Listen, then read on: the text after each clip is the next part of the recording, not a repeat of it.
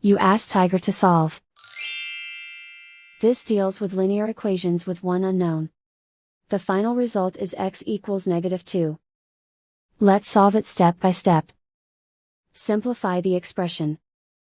Expand the parentheses. Simplify the arithmetic.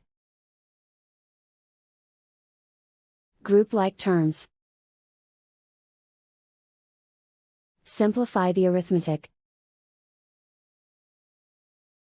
Group like terms. Simplify the arithmetic. Group all x terms on the left side of the equation. Subtract 10x from both sides. Group like terms. Simplify the arithmetic. Group like terms. Simplify the arithmetic.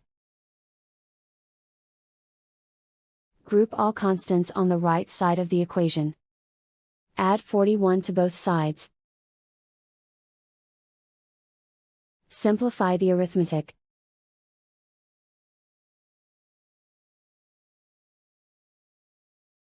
Isolate the x. Divide both sides by -18. Cancel out the negatives. Simplify the fraction. Move the negative sign from the denominator to the numerator. Find the greatest common factor of the numerator and denominator.